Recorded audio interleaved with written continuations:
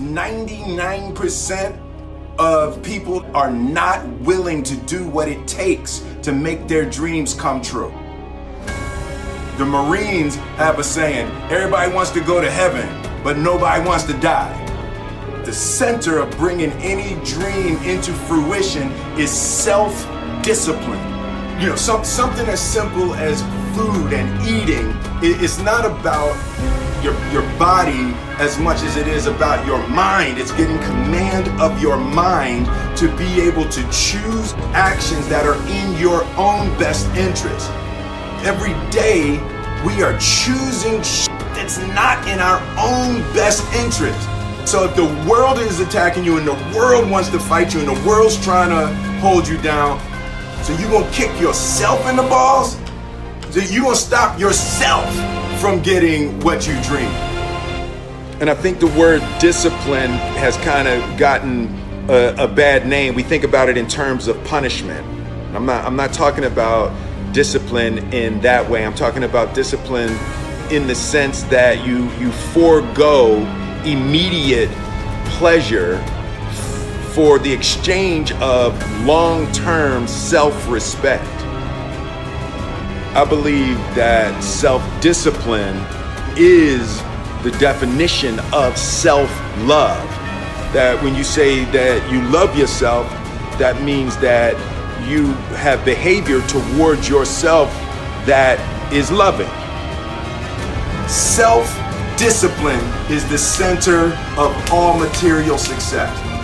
You cannot win the war against the world if you can't win the war against your own mind.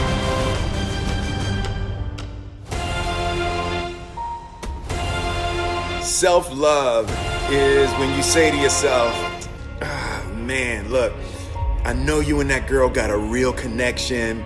I know y'all vibe, but that's your girl's cousin. So I love you too much to let you do that. It's like you say to yourself, hey man, look, I know you want to eat that pizza and it'll be really good, you know, but I can't let you eat that, man, because if you eat that pizza, you're going to feel like shit, you know, and I love you too much to let you eat that.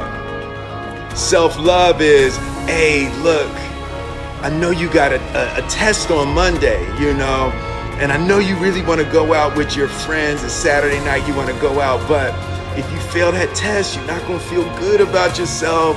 You know, I love you too much to let you go out tonight. Self-discipline is self-love. If you want to be happy, you have to love yourself, which means you have to discipline your behavior. The road to sustained happiness is through disciplining your behavior. We tend to base our self-esteem on what other people think. And that's not really self-esteem. Self-esteem is supposed to be how we feel about ourselves. And I was just saying how dangerous it is to allow other people to determine how you're going to feel about you. And it's kind of like looking into a broken mirror. You're going to look in a broken mirror and then change your face to try to look good in this defiled, busted, broken mirror. And it just, other people's opinions is a really way to determine how we feel about ourselves.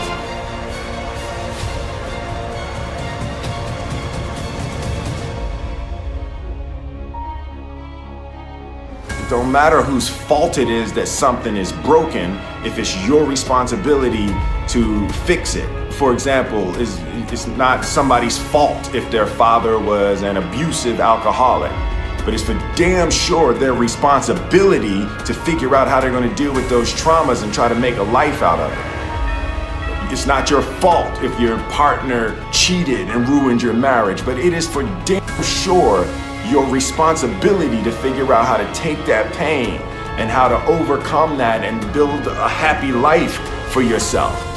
Fault and responsibility do not go together. It sucks, but they don't. When something is somebody's fault, We want them to suffer. We want them punished. We want them to pay. We want it to be their responsibility to fix it, but that's not how it works, especially when it's your heart. Your heart, your life, your happiness is your responsibility and your responsibility alone.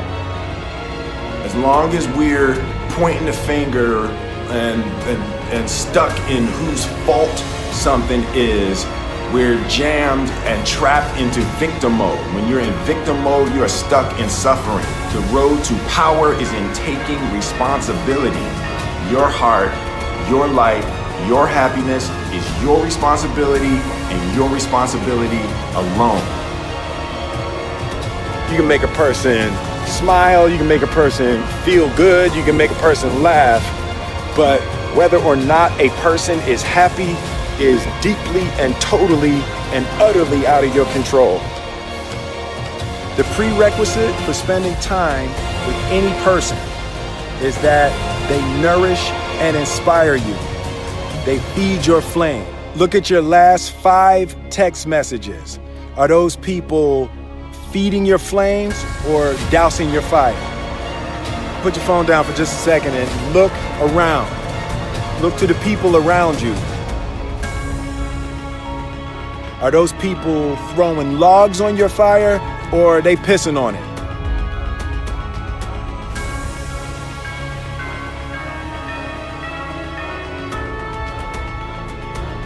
I want my life, I want my work, my family, I want it to mean something. And it's like, if you are not making someone else's life better, then you're wasting your time.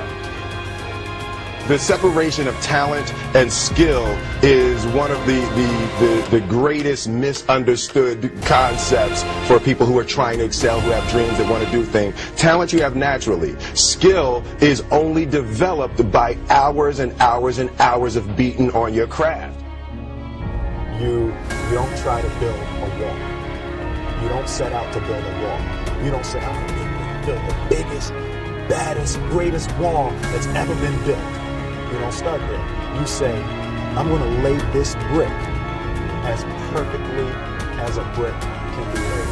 There will not be one brick on the face of the earth that's going to be laid better than this brick that I'm going to lay in this next 10 minutes.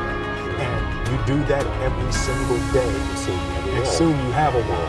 And I think psychologically, the advantage that gives me over a lot of people that have been in competition with in different situations is it's difficult to take the first step with how big the task is.